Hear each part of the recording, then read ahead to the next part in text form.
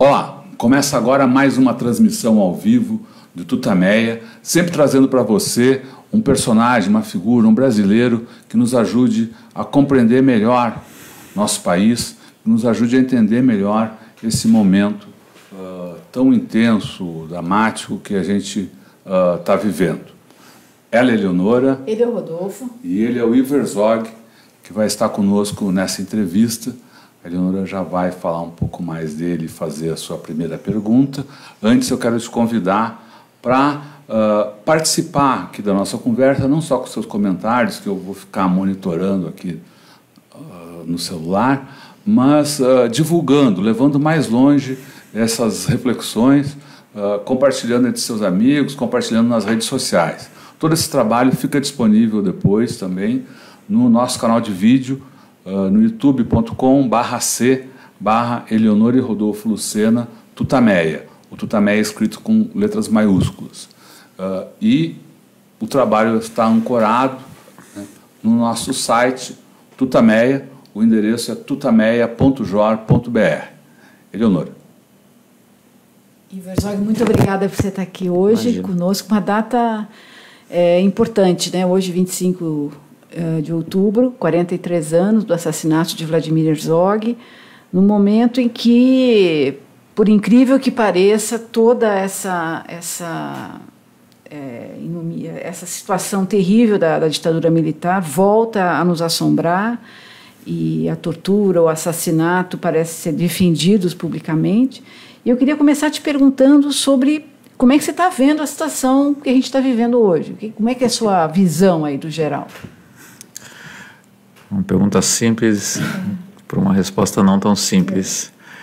Eu estava vindo para cá conversando com uma pessoa muito querida, o Luiz Vez, e eu falei que eu estou aprendendo profundamente o sentido da palavra transtornado. Eu estou me sentindo absolutamente transtornado, porque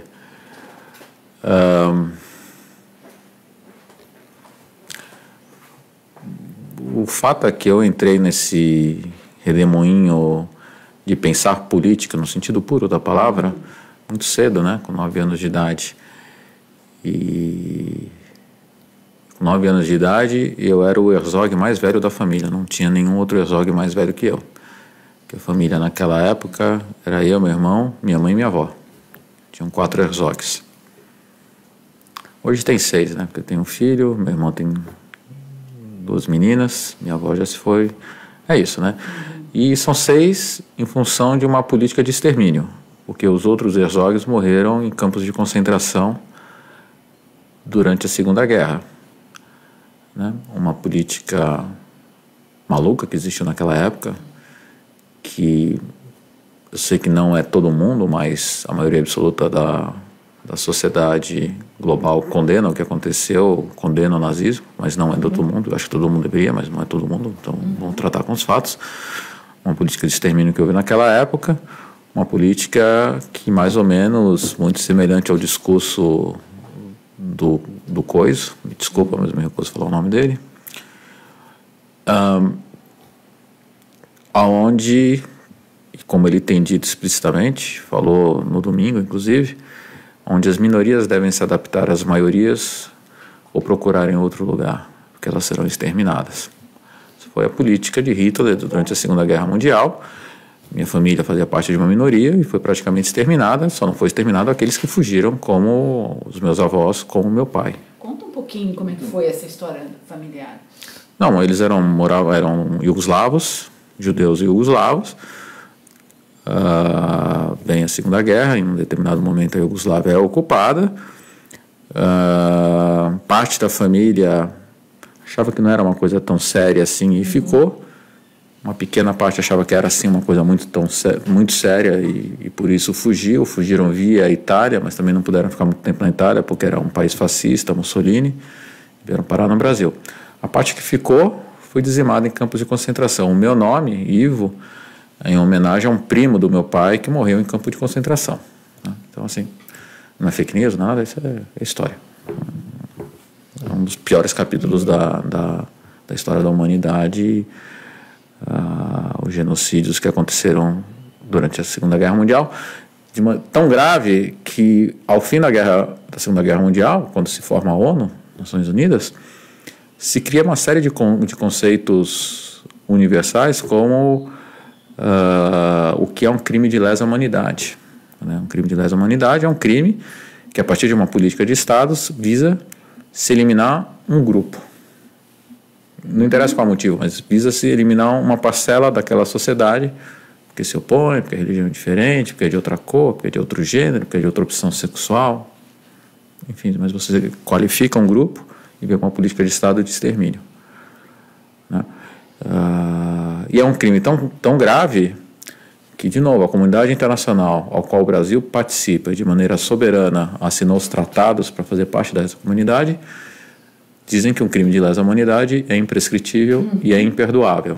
Ele tem que ser investigado e os culpados levados a julgamento. Né? Isso é para um outro assunto que a gente vai falar daqui a pouco, mas eu já ponho essa introdução na mesa. Né?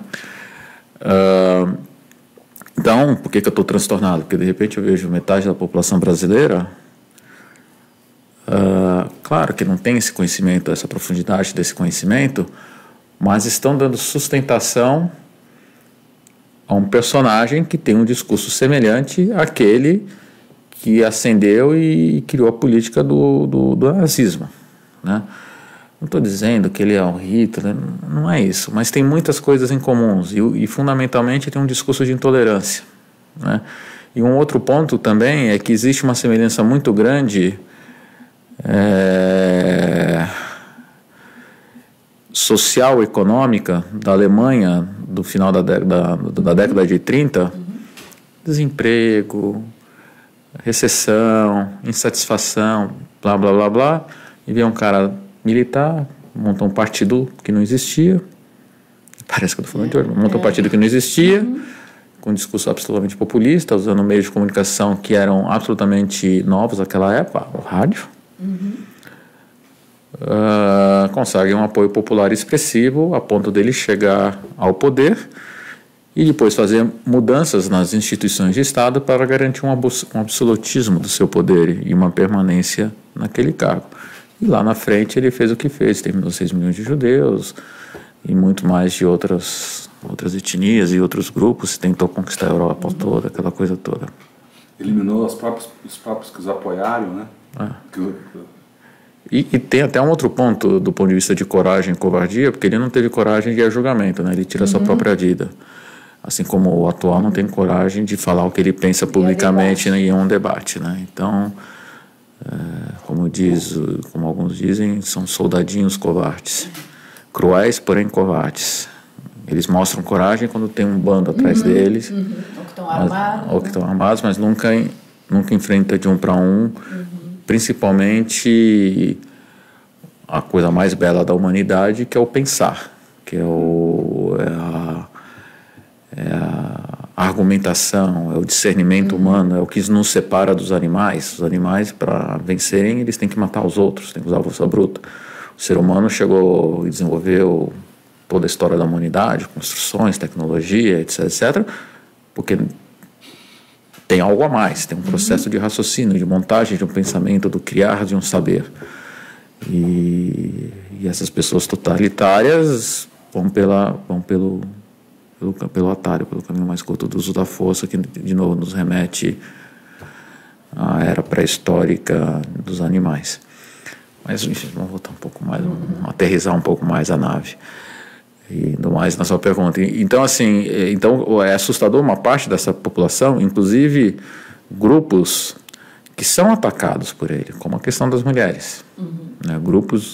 Muitas mulheres apoiando ele, apesar de tudo que ele já falou, né? Que se for bonita pode estuprar, mas se for feia, não vou perder tempo estuprando uma mulher feia. A questão LGBT, enfim, várias coisas, vários grupos aí, inclusive grupos religiosos, né? Eu dei um depoimento que fala um pouco sobre isso, porque, assim, existem diferentes igrejas. E quando você olha os escritos dessa igreja, você não encontra uma orientação para desrespeitar o próximo. Você não encontra uma orientação para odiar o próximo. e muito menos para destruir o próximo, eliminar o próximo. E ele usa, até no lema da campanha dele, Deus acima de tudo, mas esse Deus que ele está chamando de tudo, ele não tem nenhuma representatividade, nenhuma legitimidade de falar sobre esse Deus, porque ele está ofendendo. Deus em todas as religiões não é isso. Deus perdoa, Deus acolhe. Deus acolhe. Né?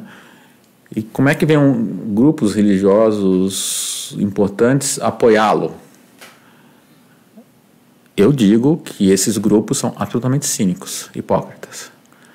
Usam a religião como um escudo dos seus verdadeiros valores, que não são cristãos, não são evangélicos, não são nada, não é ligado a nenhuma fé religiosa, porque, de novo, vamos sentar e ver. Assim, eu não tenho autoridade para fazer esse confrontamento, eu tenho um entendimento básico, mas é isso, tá? Mas vamos trazer para um debate, é isso, o ponto de partida é esse, é o acolhimento, é a comunidade, é repartir o pão. Quem tiver a primeira pedra, quem nunca pecou, que atire a primeira pedra, não é? Essa coisa toda. E aí? Né? Que esse pessoal não está honrando essa religião a qual eles dizem que pertence? Qual religião fala para você armar as pessoas? Ensinar uma criança de 5 anos o sentido da violência? Trazer para uma criança de 5 anos a questão de eliminar uma vítima, uma pessoa? Eliminar o outro. O símbolo da campanha o símbolo da campanha é uma arma. Né? Então eu acho que a gente vive a gente está numa sociedade que, de novo, e a gente chega nessa situação, não é mérito dele, é em função de um processo histórico que é construído por uma série de coisas. O nosso executivo tem culpa disso, o nosso legislativo tem culpa disso, o nosso judiciário tem muita culpa disso. Né? Então existe um processo de demanda de uma sociedade em transformação que a república e as instituições que sustentam uma república não vêm respondendo, vêm trabalhando de uma forma muito umbilical, preocupadas com seu próprio umbigo. Nosso executivo em não ser deposto, em não ser preso até.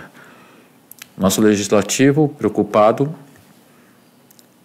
na próxima eleição, desde o dia que se elege, e de acomodar os seus amigos nesse estado, nesse jogo, nesse modelo democrático eleitoral que nós temos. E o judiciário, me desculpem, mas ele era um ponto ainda de apoio, um ponto de referência para a população. E vem tendo atitudes de maneira sistemática que estão o desqualificando. Quando um juiz da Suprema Corte, que tem o último voto para uma decisão de uma questão importante, como foi a questão da chapa Dilma Temer, fala que ele acha que não houve crime porque isto é melhor para o Brasil, desde aquele dia eu procuro na Constituição, no Código Penal e em tudo mais, a lei que fala que o que é melhor para um país não é crime, o que é pior é crime. Eu imaginei que ele deveria, com o conhecimento supremo que ele tem, por isso que é uma Suprema Corte das nossas leis, né, ser um guardião dessas leis, um interpretador dessas leis e julgar a partir dessas leis, não sobre o que ele acha que é melhor ou pior. Quem faz isso é o legislativo, é um cara que concorre. Ele fala assim, eu acho que isso é melhor. Se as pessoas concordarem, eles vão eleger essa pessoa para um cargo e para nos representar. Se eles acharem que não vão eleger. Né? Não é isso mais ou menos, como um democrático. Então, assim, até o próprio judiciário, assim, eu lamento muito, mas ele vem se desconstruindo. Quando uma instância superior de um judiciário anula um julgamento de mais de 20 anos sobre o Carandiru, entendeu? Onde tudo bem, estavam presos, eram bandidos, mas continuam sendo seres humanos. Média de 9 tiros em cada pessoa. Mais da metade dos mortos estavam dentro das suas celas e os tiros vieram pelas costas. Então tem alguma coisa que aconteceu ali. Enquanto a gente não tratar dessas feridas, a gente vai repetir essas feridas. E o candidato atual, que estava, eu não sei se ainda está, mas na última pesquisa estava à frente, aqui em São Paulo já não está mais à frente na corrida eleitoral, né? Cidade de São Paulo, o jogo virou já.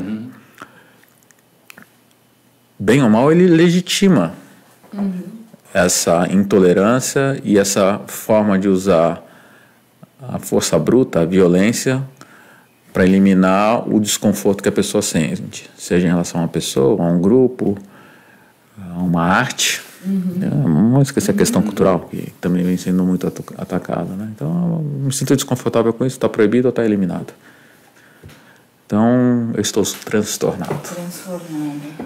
Você falou, todos aqui. Você falou aí das fake news tão usadas aí na campanha aí de Bolsonaro, e eu queria lembrar que esse também, a mentira, a farsa, foi também um instrumento usado pela ditadura militar, né? E no caso específico de Vladimir Herzog, isso foi uma tentativa de falsear aquela vergonha que a ditadura tinha produzido, né? Aquele crime. Né? Você podia contar um pouco disso? Quer dizer, assim, eu vou ser bem breve, porque eu não gosto de falar muito sobre esse capítulo, mas assim, de novo, o meu pai morre lá, blá blá blá. E lembrando que a imprensa, ou seja, os meios de comunicação eram censurados, eles só poderiam divulgar a versão oficial do Estado, e a versão do Estado é que meu pai tinha se matado. A família nunca acreditou isso, né? E os amigos do meu pai também nunca reconheciam a pessoa. Ele era uma pessoa absolutamente bem resolvida e feliz com a vida. Não tinha depressão, não tinha nada disso. Para com essa bobagem. E 2 dias depois da morte dele, no dia 27, no sepultamento, existe uma denúncia de assassinato vindo de uma instituição de respeito, que é a comunidade judaica. Porque no judaísmo, a maior vergonha, o maior crime que uma pessoa pode cometer é tirar sua própria vida. Ele deixa de ser digno para a religião judaica. Então ele tem que ser enterrado junto aos muros do cemitério. E dentro da tradição, são pessoas da comunidade judaica que fazem a preparação do corpo para o sepultamento num caixão que vai ser sempre fechado, para que a gente lembre da pessoa viva. Eu acho isso maravilhoso, inclusive. Eles viram o estado do corpo que meu pai chegou, porque pouquíssimas pessoas puderam ver. Os militares não deixavam que se visse o corpo dele no IML, essa coisa toda. Minha mãe teve segundos para ver o meu pai no IML. Né? Foi proibido. Mas eles veem, o pessoal eu tenho um nome lá, eu não sei, do pessoal lá da comunidade judaica, o estado que está, vinha essa história inicial que ele era um suicida, então ele teria que ser enterrado, percebe que isso não é verdade, pelas marcas de violência, entra em contato com o rabino Henry Sobel, que imediatamente fala assim, não, essa pessoa foi assassinada, então ele deve ser enterrado no centro do cemitério. Então a farsa, até de um ponto de vista institucional, onde a gente sai de eu e você, indivíduos, vai para um nível institucional, ela é derrubada em 48 horas, ou menos. Sempre com uma censura da imprensa para não divulgar isso, né? Inclusive é importante falar sobre isso para as pessoas saudosistas da ditadura. Eu dou muita palestra, né? E muita palestra para jovens em escolas. E pessoal, a ditadura, né? Vamos começar a entender um pouco o que é ditadura aqui. Alguém aqui ouviu falar de uma epidemia de febre amarela? Quem tomou a vacina da febre amarela? Então, né? Na ditadura, em 73, 74, houve uma epidemia de meningite. E os órgãos de comunicação foram proibidos de comunicar isso porque era uma questão de saúde pública e fica mal para o governo. O governo já tinha tomado uma surra na eleição de 74, né? Tinha elegido 1/3 dos senadores e a oposição 2/3. Então foi proibido. Sem informação, as pessoas não se cuidaram. Então, milhares de pessoas morreram. Isso é ditadura. Isso é um pedacinho da ditadura. Né? As pessoas estão indignadas com o que vem, que estão acontecendo por aí. Claro que na ditadura não vai ficar, porque eles não vão poder ver. É colocado uma venda.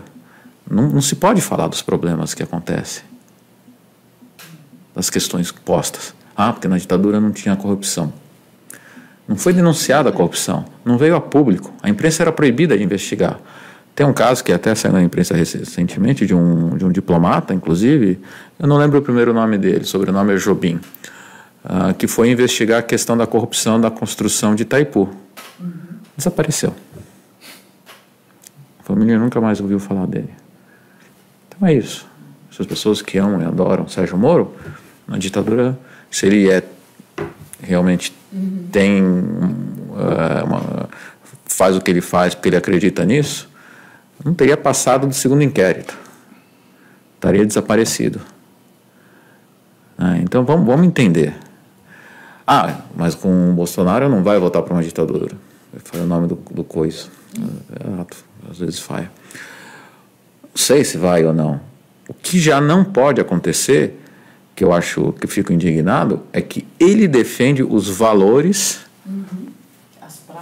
as práticas. Ele até fala que ele é a favor da tortura. Então ele tem um paralelo muito forte, uma conexão muito forte com os valores e os atos praticados pelo governo da época da ditadura. Vai ser uma ditadura. Então, assim, a pergunta se vai virar uma ditadura ou não, isso é irrelevante. Eu passei agora, na hora do almoço, mais de 2 horas conversando com um amigo meu, uma pessoa muito querida mesmo, um irmão meu, não de sangue, uma pessoa que eu gosto muito. E ele tem uma indignação muito grande em relação ao governo do PT, pelos escândalos, essa coisa toda, blá, blá, blá, blá, blá. E aí você entra numa série de discussões, tem coisas que pode se falar assim, não, isso é uma verdade absoluta, não, isso é minha opinião, tal. Mas eu falei para ele assim, essa discussão, ela é importante, mas antes disso, vamos dar um passo atrás. Tem algumas coisas que para mim são verdades absolutas. Defender a vida, defender a liberdade, a diversidade, a democracia, né? Essas coisas estão numa caixinha que para mim são invioláveis. Você pode ser de direita, de esquerda, de Plutão, o que você quiser. Mas isso daqui tem que ser uma coisa comum. E aqueles que não acreditam nisso ou desrespeitam esses elementos universais, vão ser... Eu vou lamentar e não vai... Não é que eu quero eliminar quem quer o coisa, mas eu não quero que seja o pensamento predominante. Eu não quero que seja o líder de nada, nem de um grêmio estudantil. Eu acho que é uma pessoa que tem problemas. De novo, vai até contra os princípios religiosos, os princípios éticos, a dimensão que você quiser pegar. Vida, justiça, democracia, liberdade, diversidade. Como que alguém pode ser contra isso? Estou conversando com esse meu amigo, assim, eu falo, essa para mim é a eleição mais fácil de decidir quem votar.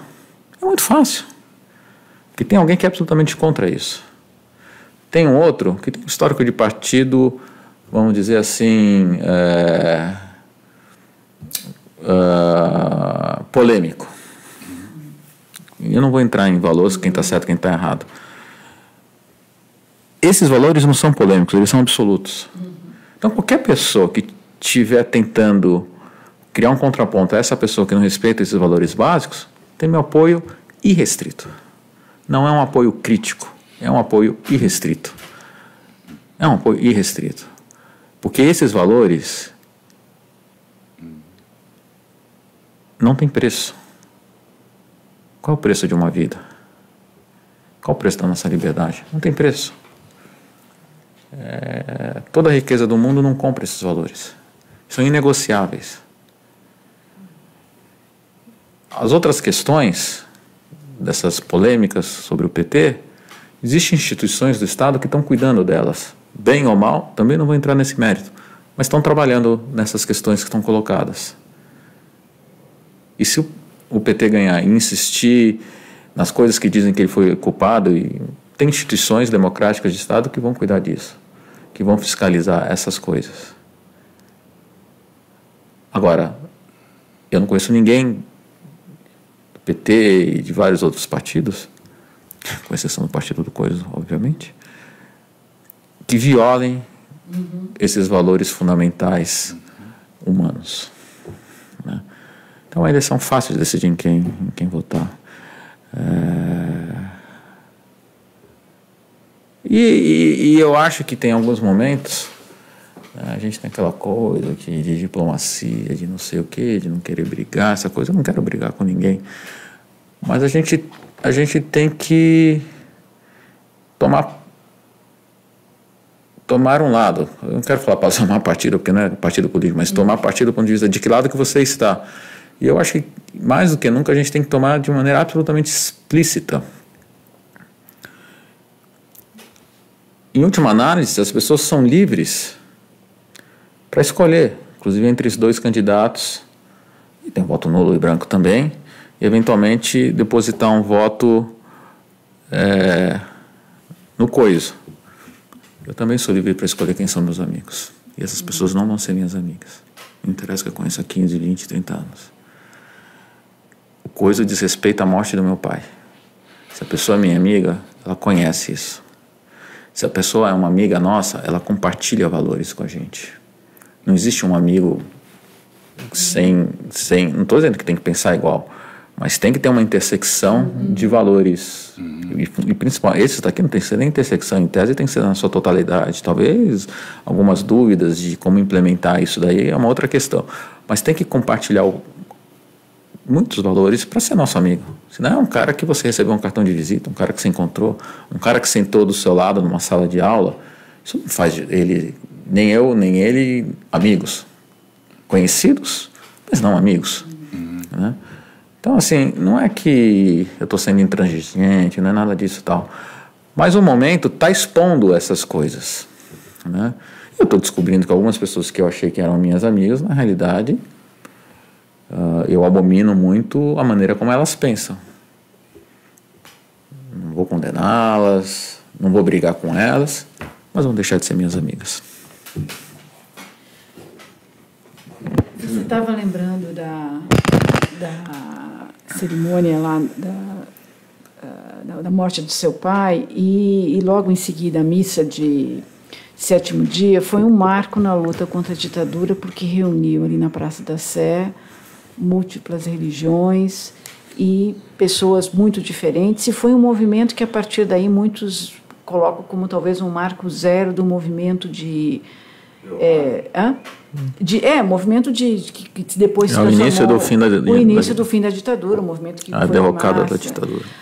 Hoje a gente está vendo muita gente se mobilizando, né, fazendo o que pode para evitar a vitória do Bolsonaro, barrar esse avanço da extrema-direita no Brasil. Você está confiante que nesse movimento? Como é que você está vendo? De alguma maneira ele pode recuperar essa aliança ampla que houve para derrubar a ditadura nesse momento, para evitar esse desfecho ruim para o Brasil? Bom, confiante, claro que eu estou, senão não estaria nem dando entrevista para vocês. Eu estaria, sei lá, amarrado numa cama tomando antidepressivo na veia. Só um comentário, terça-feira agora que passou, eu dei uma palestra no Instituto Federal em Capivari, e tinha um professor lá que esteve na Praça da Sé. Então, no meio da minha palestra, eu chamei ele para ele contar como é que foi aquele dia, né? E ele conta que, de novo, com a morte do meu pai, teve muitas greves de estudante, muita indignação, até porque, de novo, isso é uma outra entrevista, contar a história do meu pai. Um dia, se vocês quiserem, a gente faz. Então, eles encheram uma Kombi de amigos, estavam indo lá para Praça da Sé.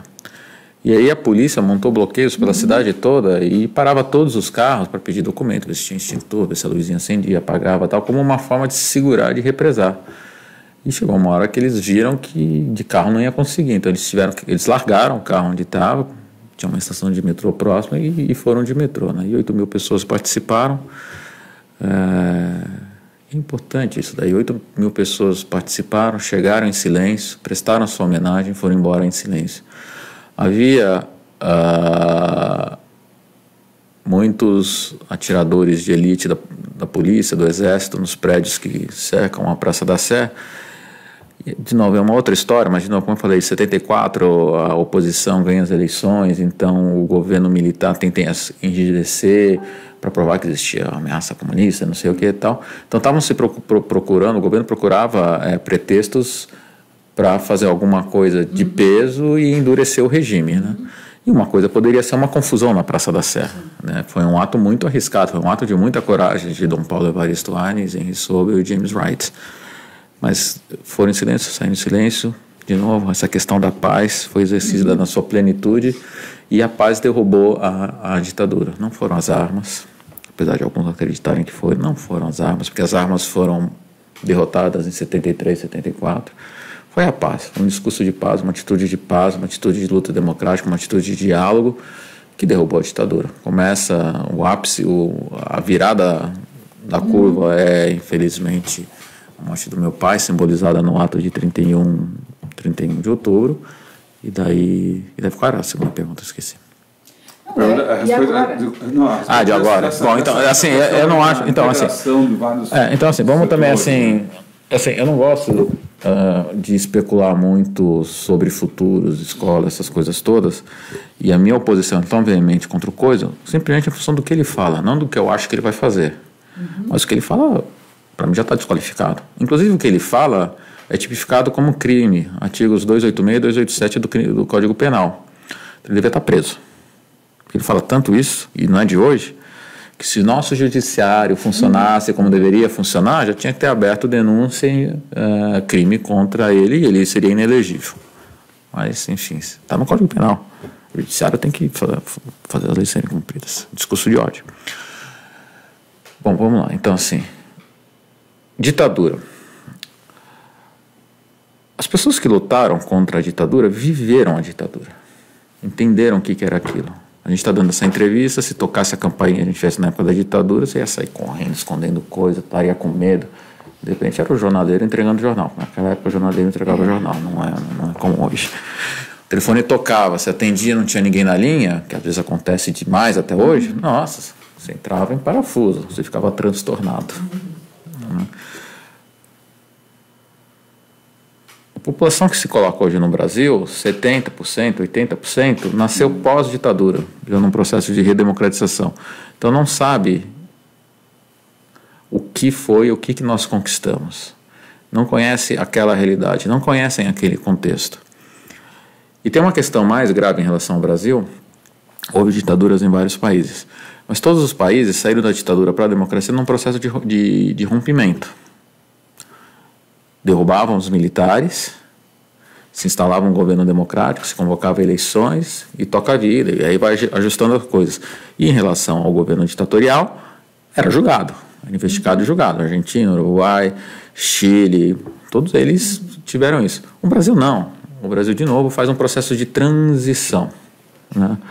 Então se perde um pouco essas referências. E, fundamentalmente, não fica documentada de maneira oficial. Foi agora, recentemente, com a Comissão Nacional da Verdade, que ainda teve dificuldades enormes para terminar seu processo, que começou a se documentar pelo Estado o que aconteceu durante esse período. E ainda assim com muita dificuldade. Forças Armadas não entregaram documentos e blá, blá, blá, blá, blá. Se tivesse sido feito lá esse rompimento, primeiro que metade estaria preso desse pessoal que está criando dificuldades hoje. E a história teria sido contada, então essa nova geração que não nasceu lá teria um ponto de referência para entender o que foi aquilo lá. E esse ponto não existe. Existe por essa entrevista que a gente está dando, Rodolfo contando aqui essa história, você contando, eu contando, é assim que existe. E fragmentos, uma sériezinha na TV Globo, uma novelinha que trata um pouco disso, mas não consegue explicitar o que é isso daí, né? Então, assim, e eu não acho... Eu acho que o Estado hoje, e até por conta dessa parte positiva desse mundo digital, redes sociais e tal, eu acho que existem instrumentos do Estado e da sociedade que não estão pondo condições para que se instale uma ditadura, que os tanques saiam à rua e não sei o que e tal. Mas está colocado uma agenda contra essa minha caixinha que eu tenho falado tanto, né? Então, o Coiso fala em rasgar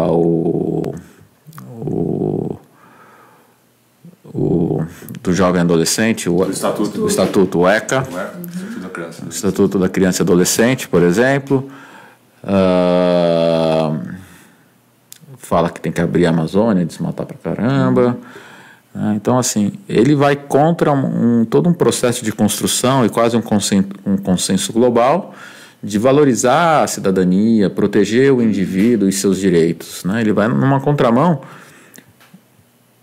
Então a gente pode ter um governo fascista, sim, um governo fascista, ou seja, um governo violento, truculento, que não admite o contraponto, num regime democrático. É uma maluquice.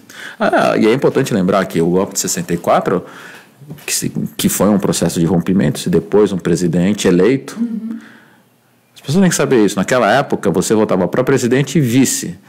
Então, o Jango foi eleito. Não é que o Jânio foi eleito e entrou de carona, como a questão do trânsito. Mais votos. Eu não sei, os documentos que eu olho não dizem isso.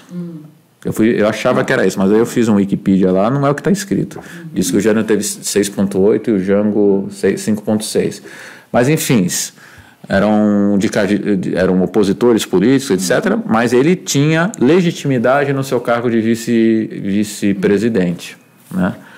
E ele foi deposto, houve um processo de rompimento, né?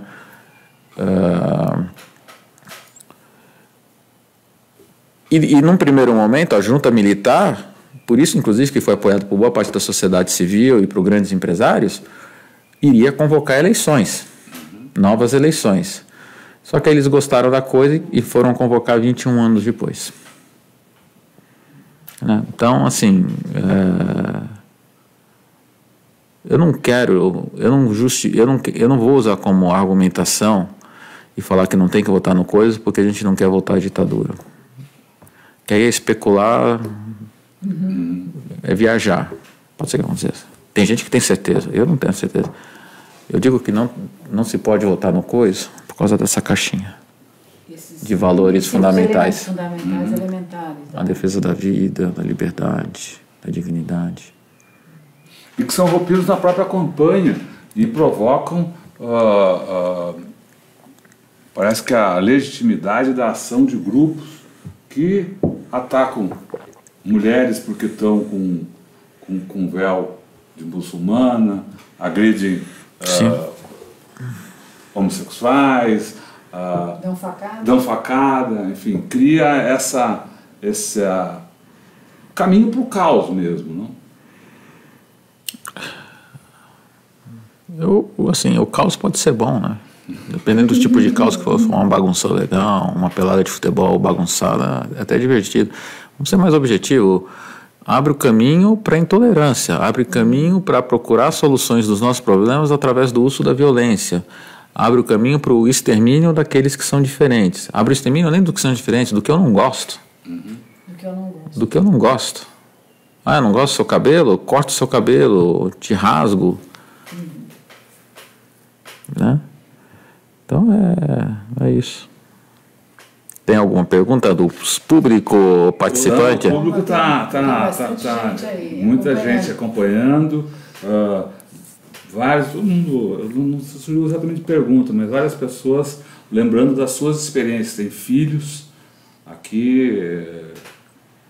Eu ponho uma pergunta para eles. Vocês acham que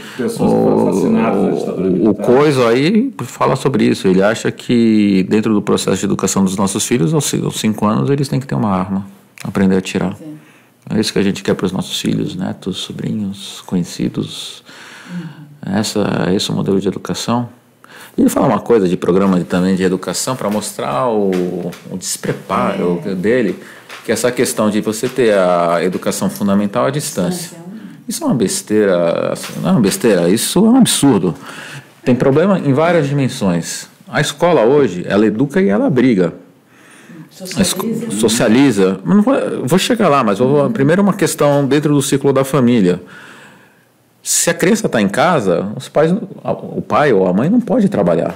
Ou tem que contratar alguém para cuidar. Já fazer ensino à distância para deixar a pessoa em casa, então a mãe tem que pedir demissão. Como ele acha que mulher tem que lavar roupa, passar roupa e cuidar dos filhos, talvez ele ache que a resposta é essa, o complemento do processo, dá R$200 para a pessoa e está resolvido. Para com isso. Então já não funciona nessa dinâmica da família, no respeito da família.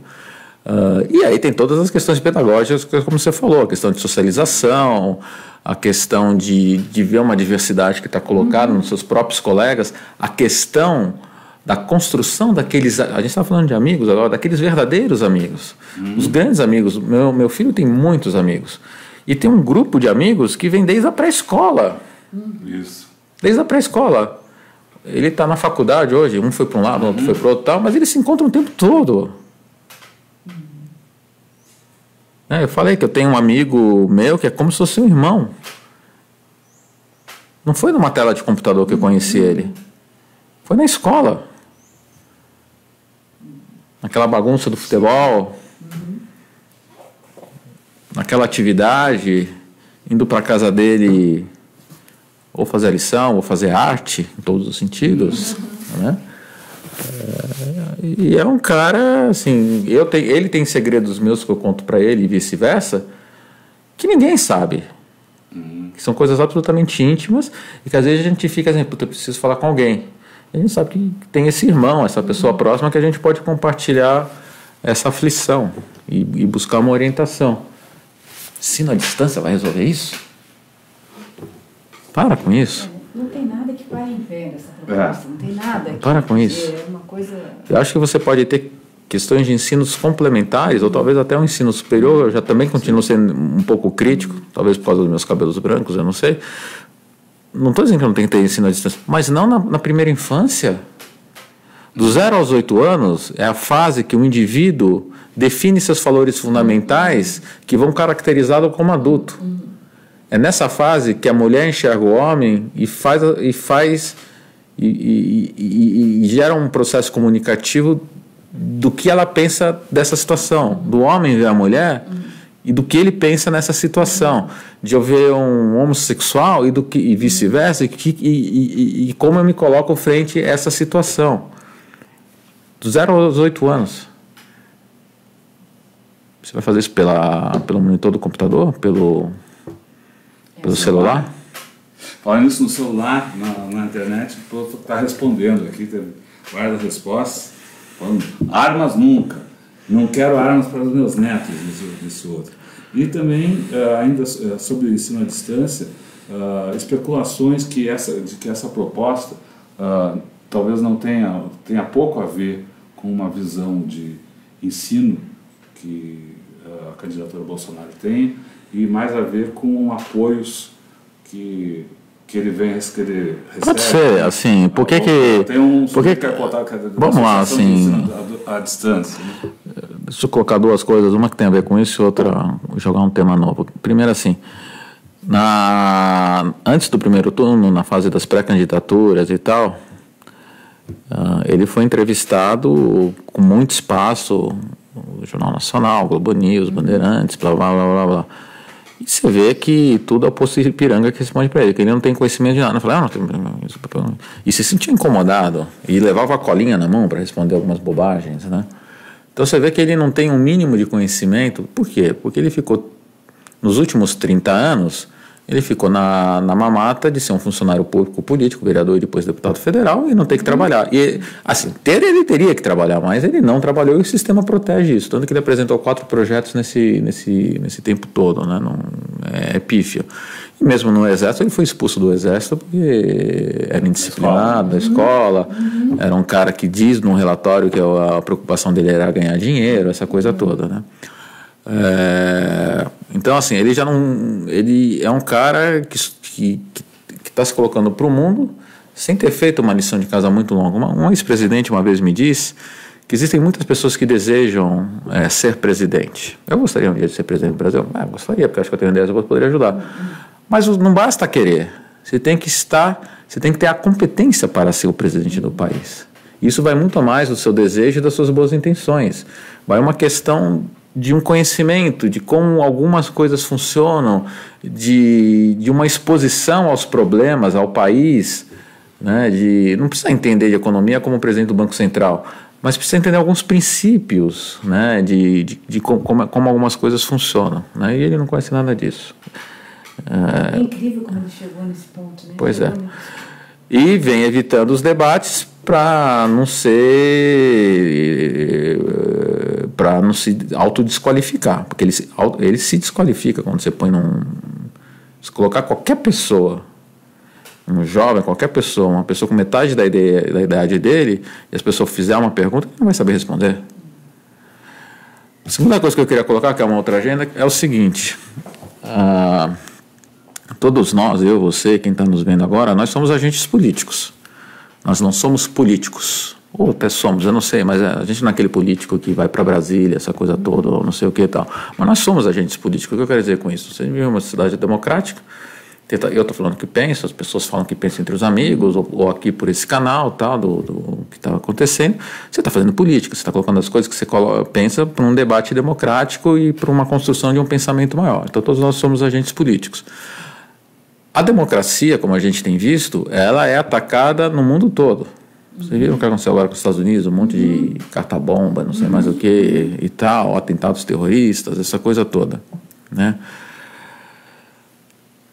A gente tem esses valores básicos, fundamentais, e a gente tem outras coisas de valores, outras coisas que a gente acredita. Uma maior ou uma menor presença do Estado na gestão do país, políticas, etc, etc, etc. E o princípio democrático, o que ele é? Ele diz que uma vez a cada 4 anos, o sistema para uma escuta formal, entender o que a maioria pensa, e aquele candidato, ou melhor, várias pessoas, líderes, dizem o que pensam, e a população fala assim, putz, esse cara é o que se identifica mais com o que eu penso, então você elege uma pessoa que vai representar essa maioria. O que eu estou querendo dizer é o seguinte, não dá para ficar na telinha só curtindo ou discutindo, isso não é suficiente, isso não tem escuta. A democracia sim está sob risco com esse fascista. Esses valores fundamentais que eu falei estão sob risco com a candidatura desse fascista. Nós, como agente político,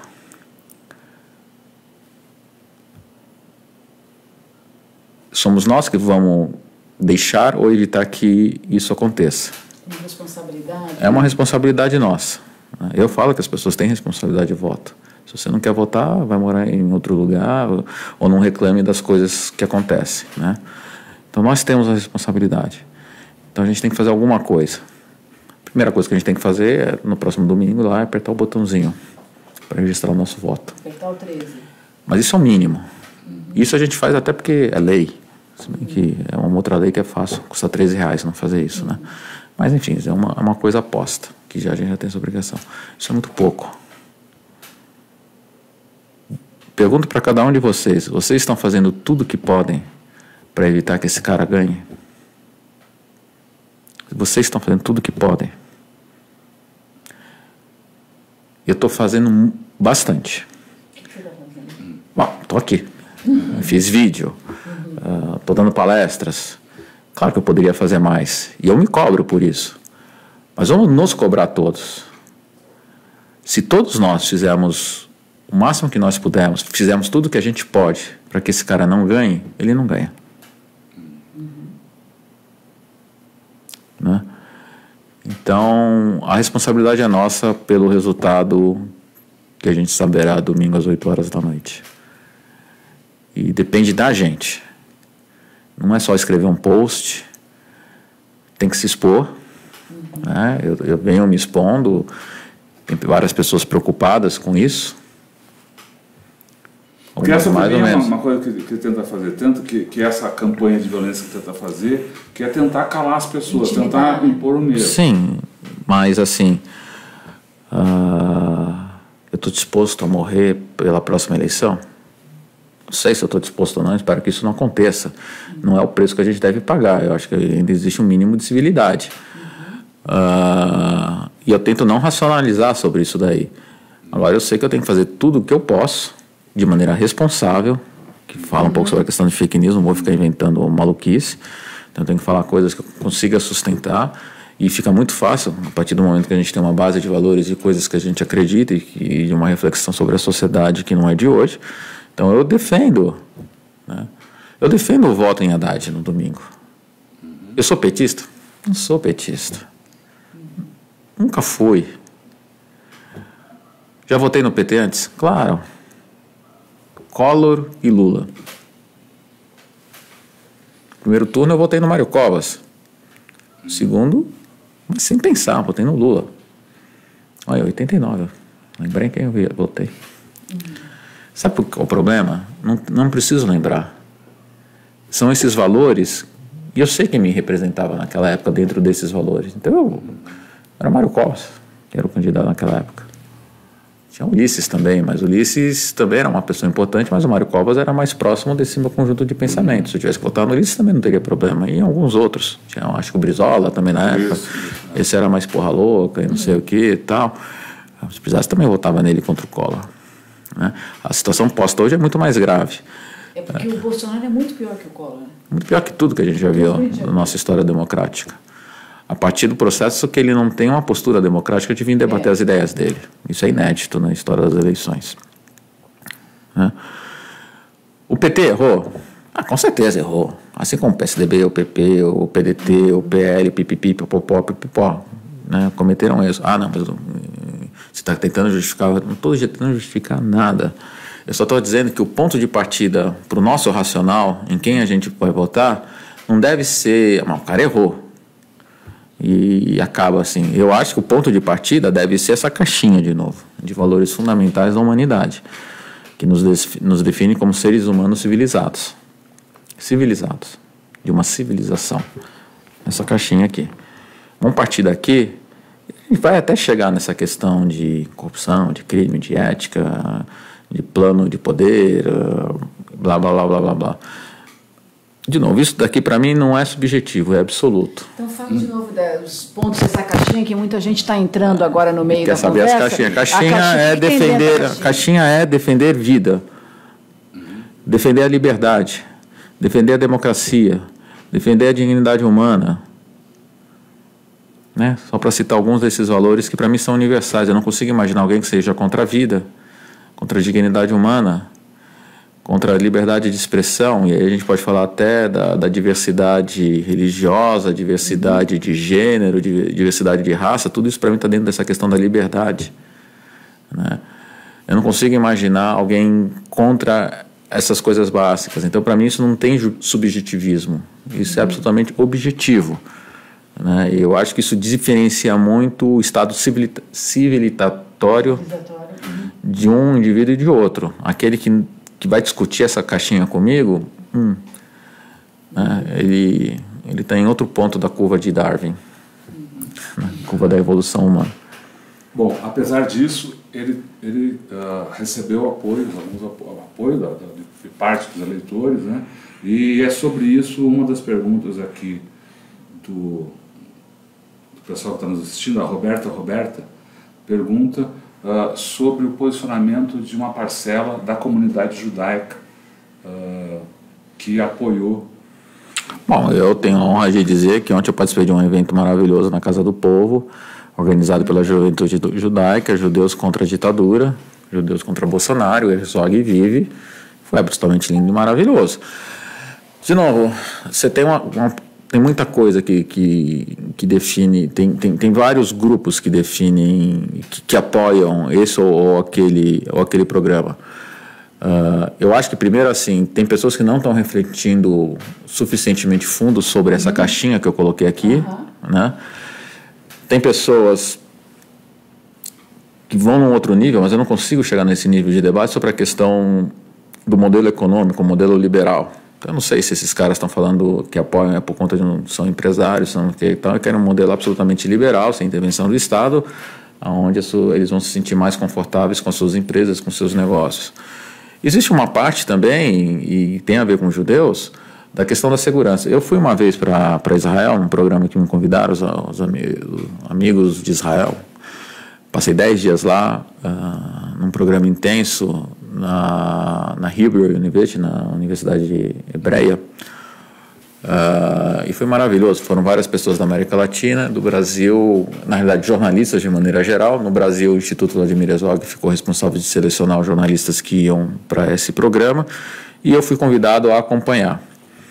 E foi um programa muito legal, porque a gente viu desde pessoas de extrema esquerda à extrema direita, né? De novo, a diversidade democrática.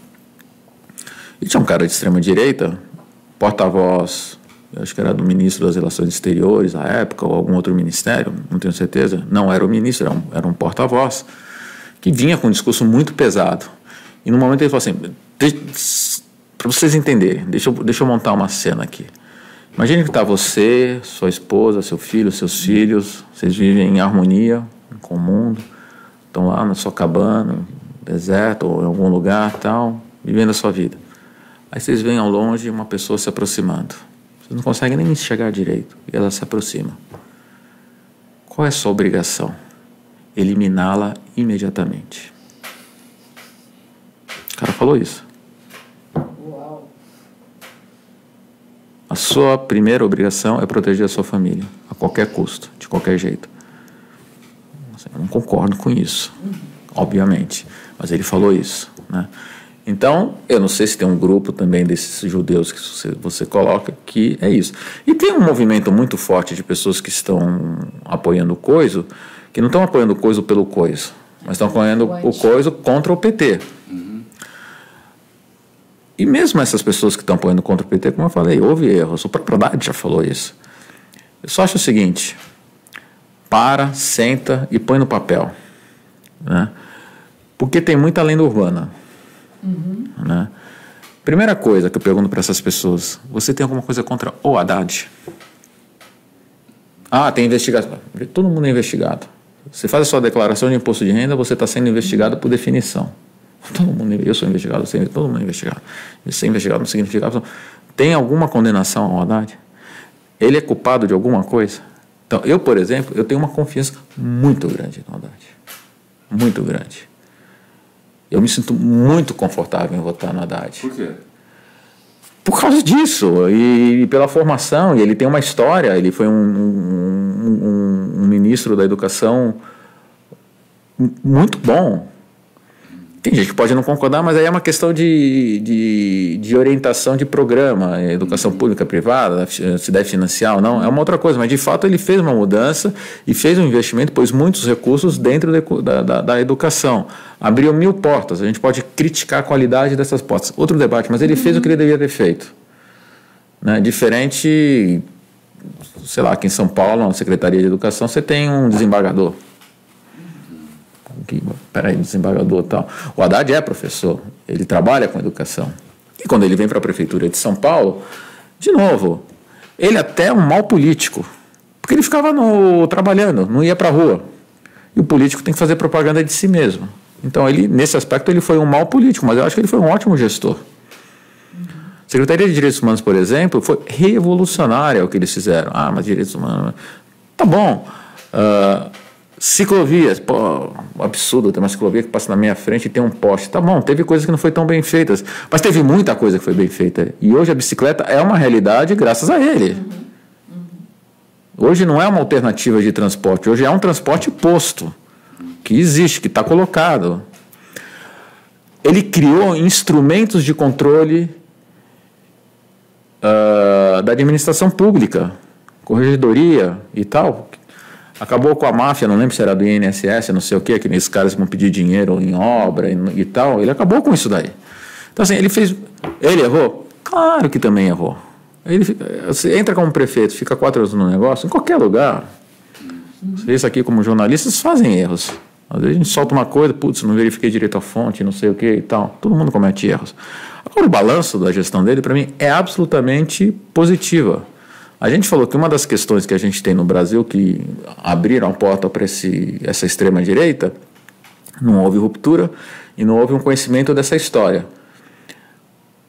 Até antes da gestão Haddad, se alguém quisesse conhecer a história do meu pai num monumento público, tinha que ir para Washington, no Museu da Imprensa, Museum. Lá tem o nome do meu pai numa placa, tem um computadorzinho que conta a biografia e o contexto da morte dele. Agora não, se você for para o Parque do Ibirapuera, tem uma obra de arte na entrada do Parque do Ibirapuera com o nome dos 454 mortos desaparecidos. Então já tem um começo para você conhecer essa história. Foi ele que fez. Então é isso, o que eu estou querendo dizer é assim, as pessoas votam por diferentes motivos. Eu acho que essa questão do anti-PT e dos crimes que o PT pode ou não ter cometido, vamos até assumir para efeito de argumento que ele cometeu esses crimes. Eles não violam aquela minha caixinha. Aquela minha caixinha tem um preço mais alto. Ah, então você está justificando? Não, não estou justificando. Até na questão do Código Penal, do processo penal, você tem penas de diferentes agravantes. Né? O cara vai ficar preso 6 meses, 1 ano, 5 anos, 30 anos. Por quê? Por causa da gravidade. Né? É grave a corrupção, porque tira dinheiro do povo, a gente passa fome, desemprego. É gravíssimo. Mas isso daqui é mais grave. Porque isso daqui é o princípio, isso daqui é o alicerce. É da onde começa, da onde um grupo de pessoas pode se denominar seres humanos civilizados. E o Bolsonaro ataca exatamente esses alicerces da humanidade. Da humanidade, isso, perfeito. Deixa eu te perguntar, você falou agora um pouco citou aí o jornalismo, hoje é, né, aniversário de 43 anos da morte de Vladimir Herzog, é também a cerimônia de entrega do prêmio Vladimir Herzog, e o Instituto tem uma vinculação, uma proximidade muito grande com o jornalismo, se preocupa muito com o jornalismo. Eu queria te perguntar a sua avaliação sobre o exercício do jornalismo nesse momento. Como é que você está vendo? Bom, primeiro assim, eu quero até deixar bem claro, tudo que eu falo sobre as eleições não tem nada a ver com o Instituto Vladimir Herzog. Uhum. Tá. O Instituto Vladimir Herzog não defende voto em ninguém. Uhum. Mas ele condena o coiso. E aí porque é uma instituição absolutamente apartidária. E assim, todos os vídeos que eu estou aparecendo, aparece Ivo Herzog, filho de Vladimir Herzog, ponto. Então, vou responder essa pergunta, a gente encerra o programa, começa um novo programa agora, onde a pessoa física sai e entra a pessoa jurídica. Então, assim, o prêmio Vladimir Herzog é um prêmio que pertence à sociedade civil, são 3 entidades que participam da elaboração e organização. O Instituto é apenas uma delas. Aliás, já aviso que é um evento aberto para o público, gratuito, começa às 8 horas, hoje à noite, no Teatro Tuca. É um evento político, sim, é um evento de denúncia, e serão premiados aqueles jornalistas que denunciaram graves violações de direitos humanos, graves violências contra a população de maneira geral. Então, é maravilhoso. Eu acho que todos devem ir. Eu acho que deve ter transmissão simultânea também por alguns canais digitais, TV PUC, algumas outras, que eu sei que tem um POA que transmite. Eu estou tão afastado dessa organização, dessas coisas, que estou virando mais público do que insider, né? Tem 2 aspectos em relação ao jornalismo. Hoje eu fiquei sabendo, por exemplo, tem um pouco a ver com isso, que a Livraria Cultura está pedindo concordata, está fechando, né? Então isso tem a ver com uma evolução da mídia papel para outras coisas. Isso tão é verdade que nós mudamos o prêmio Vladimir Herzog no ano passado. A gente premiava matéria em jornal, revista, televisão, rádio, etc, etc. Mas como agora a plataforma é multimídia, a gente teve que mudar isso daí. Então hoje a gente premia reportagem texto. Se ela está no papel, se ela está na internet, isso é irrelevante. Reportagem áudio, reportagem vídeo, reportagem multimídia, internet. Aí é o uso da internet que junta, né, vídeo, som, essas coisas todas, e cria uma comunicação diferenciada. Então a gente fez não por plataforma, mas por formato, por forma, para criar e a gente saiu de 8 categorias e diminuiu, chegou a 6, né? Mas é um reconhecimento disso daí, que é uma questão que a imprensa tem enfrentado, né? Vira e mexe, eu gosto de fazer essa brincadeira, de novo, 80% das pessoas, 80% não, mas metade aí do pessoal não vai conhecer isso daí. Não sabe o que é enviar uma carta e esperar a carta chegar, né? Viver esse romance com o processo de comunicação, coisa imediata. A maioria das pessoas também não sabe que era tirar uma foto e depois ver como é que ela ficou. A revelação. E você tinha 36 fotos para tirar num filme maior. Tudo bem, você podia ter 2, 3 rolos, mas você administrava aquilo lá, você saía pá. Até porque depois você pagava a revelação de cada uma delas. E era um processo, eu acho que é um processo terapêutico quase, é um processo muito íntimo, né, dessa coisa toda. E aí quando volta até por ter essa intimidade, essa profundidade, você olha o resultado com muito mais profundidade. Hoje você pega o celular, tinha 50 fotos, você faz assim, plá, e está visto o que você tinha visto. Você não olha os detalhes, as nuances.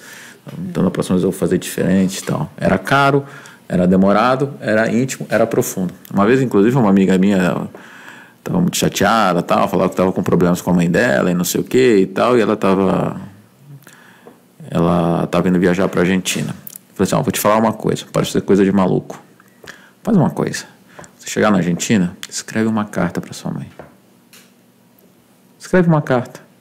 Qual foi a última vez que você escreveu uma carta? Ah, não, mas eu mandei o WhatsApp. Escreve uma carta. Carta não tem copiar, colar. Se você errou, vai rabiscar, vai ficar feio. Né? Então, é um processo. E voltando ao tema do jornalismo, porque eu já estou viajando na maionese, por conta desses processos analógicos, a notícia tinha tempo. Você tinha um fechamento da redação. O fechamento da redação hoje é a cada segundo. Você tem Então você tinha um ritual, um processo, até um protocolo para apurar mais profundamente a notícia.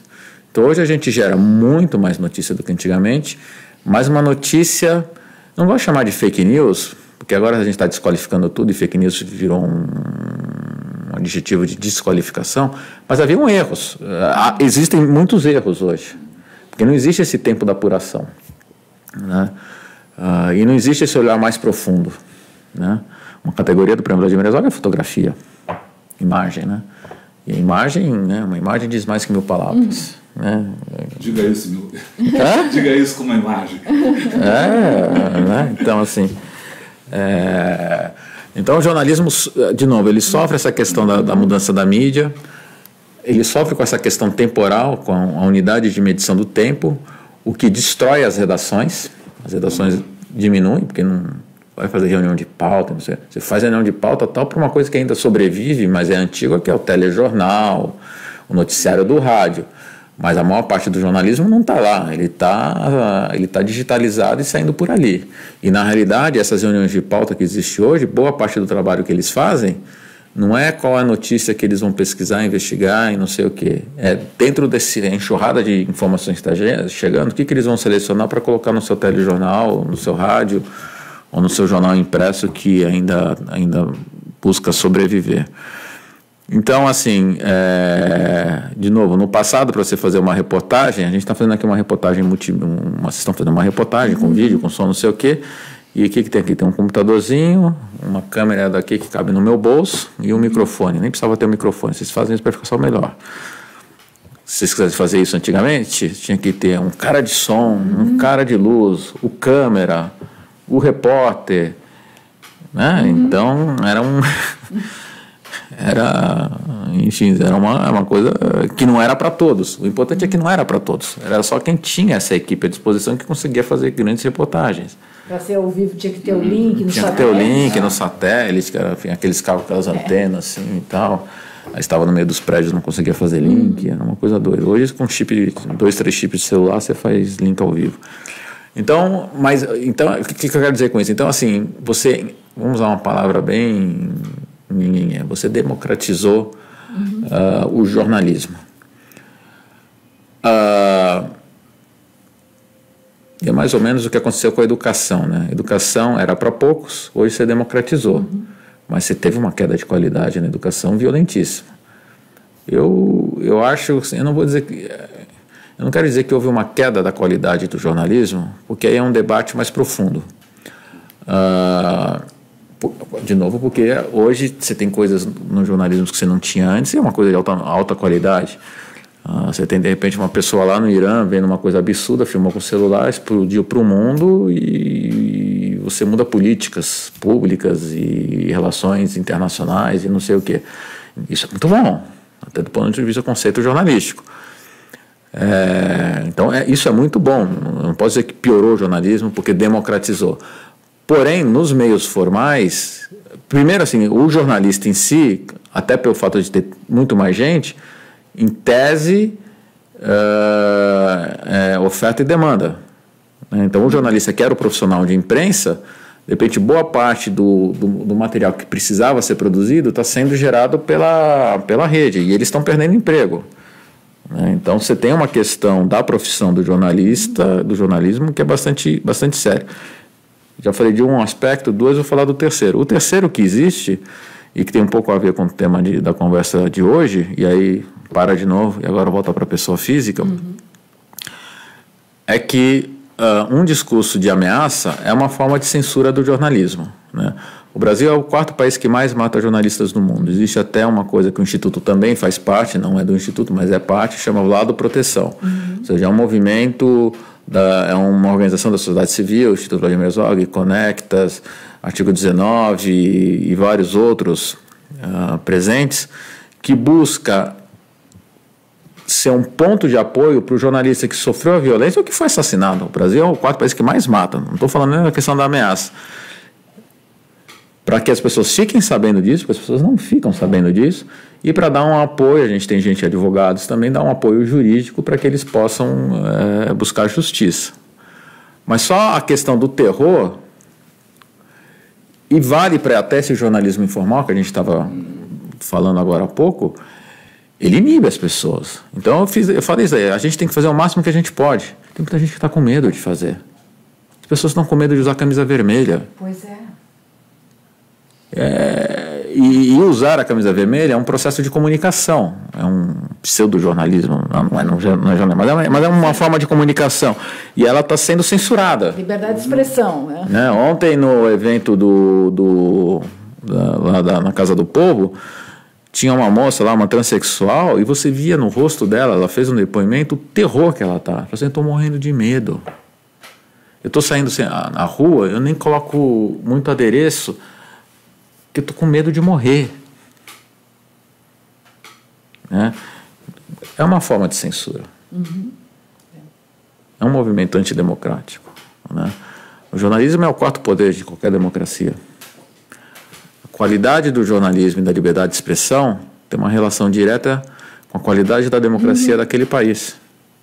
Então a gente tem uma questão democrática que está sendo ameaçada, está sendo colocada em xeque, e junto vem o nosso quarto poder que está sendo ameaçado, está sendo colocado em xeque e tem sido muito atacado. Ainda como Igor Herzog, filho do Vladimir, pessoa física, queria só colocar mais uma coisa, que assim, é muito usual em outros países mais bem resolvidos, que já ficaram mais tempo na mesa, no divã do psiquiatra, os meios de imprensa se posicionarem abertamente. Né? Então, nos Estados Unidos, o jornal A é pró, não sei o que, cada um é pró alguma coisa, se posicionarem. Aqui no Brasil, nas últimas eleições... Sem perder sua credibilidade. Sem perder, assim, eu tenho dentro do editorial, porque tem duas coisas, uma coisa é o editorial, que você coloca um pensar, outra coisa são o repórter, a investigação, o fato. Isso não pode ter ideologia, isso é uma apuração fria das coisas, né? Mas o editorial é um pensar, é um desdobramento daquela caixinha que a gente falou, são as outras coisas que vêm em outros níveis do pensamento, ser liberal, ser conservador, ser progressista, essa coisa toda, e faz todo sentido. Nas últimas eleições, o grupo do jornal Estado de São Paulo se posicionou e foi absolutamente criticado. Eu aplaudo aquilo lá, porque eles são tendenciosos, e não está errado ser. E aí fica uma coisa absolutamente cínica, hipócrita, de não se fazer. Aliás, eu acho que o Brasil não é o país do futebol, do samba, da diversidade, é o país da hipocrisia. Porque a gente não admite os nossos problemas, nossas questões. A gente não põe na mesa. A gente fica no armário. O Brasil... Me pergunta assim, você acha que o Brasil é racista, os Estados Unidos? Eu falo assim, olha, eu acho que tanto o Brasil como os Estados Unidos são países muito racistas. Mas os Estados Unidos tem uma diferença maior. Ele assume que é racista, os problemas estão colocados, e se desenvolve uma política pública, um pensar, um olhar dessa questão para tratar essa questão, nem que seja para se tornar mais racista ou menos, mas é racista e vai trabalhar essa questão. O Brasil diz que não é racista. E só que não coloca isso na mesa, então não trata dessa questão. Né? As pessoas são. Eu consigo provar isso em 5 minutos para qualquer um. Vai na Avenida Sumaré, pega 3 meninos brancos e põe eles com uma camiseta branca simples, um shorts e chinelo, e faz entrar no shopping Iguatemi. Não vão ser incomodados. Pega 3 afrodescendentes, 3 negros, e faz a mesma coisa. Mas a gente não é racista. Nós somos hipócritas. Então a gente é hipócrita nisso, o meio de comunicação é hipócrita em não colocar explicitamente o que ele acredita. especialmente numa situação assim, né?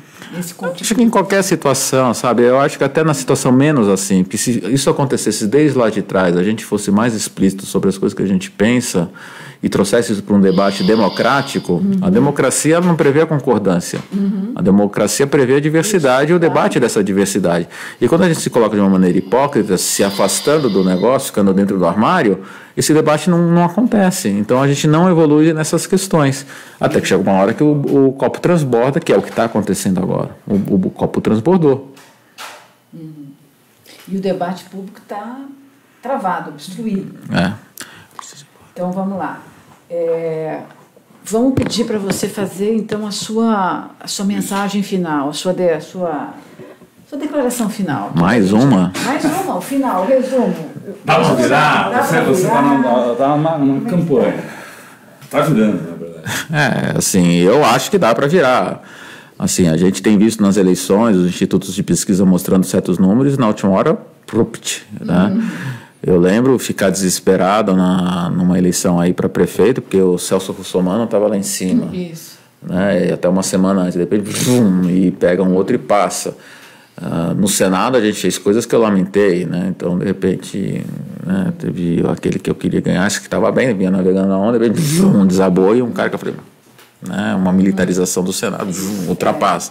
Então essas coisas vêm acontecendo, esses movimentos muito bruscos, né?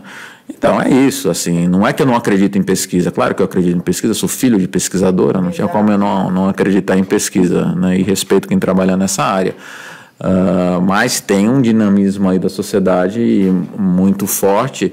Eu acho que na última semana, essa coisa que eu falei, se você está fazendo tudo o que você pode, e as pessoas perceberam que podiam fazer mais e se contaminaram e estão muito entusiasmadas, estão emocionalmente conectadas nesse momento do Brasil, eu acho que isso tem feito a diferença e tem gerado alguma coisa que, por exemplo, aqui em São Paulo já virou. Né? O Haddad está na frente pelas mesmas pesquisas, pelo Ibope, não é aquela pesquisa de não sei o que, é pelo Ibope. Ibope, Datafolha, sei lá, são as referências, Ibope. Tá, que o Haddad está na frente do Bolsonaro. Então, esses movimentos estão acontecendo. E eu não posso perder a minha fé na grande maioria da população brasileira, né? Se não se realizar, eu acho que não é o PT que tem que fazer uma autocrítica, todos nós temos que fazer uma autocrítica de como que a gente se acomodou, da maneira que a gente se acomodou, né, dentro de uma agenda social-democrática, social de esquerda, social-democrática, né? E abrimos os nossos flancos, e mais do que isso, não respondemos a perguntas, a demandas de parcelas importantes dessa sociedade. Eu acho que o preço que os governos pagaram pela tal da governabilidade foi alto demais. E esse preço evitou que fossem implementadas políticas públicas que esse ou aquele líder genuinamente defendia e por isso que foram eleitos, né? E aí eles não conseguiram fazer a implementação em nome dessa tal de governabilidade, desse modelo político que você tem que fazer 300 coligações. Essa eleição tem até uma coisa interessante, né? Os caras fazem coligações malucas para ganhar 30 segundos na televisão. E ela está provando que a televisão ficou assim bem relevante perto do modelo digital. Muito bem, eu acho que... Legal.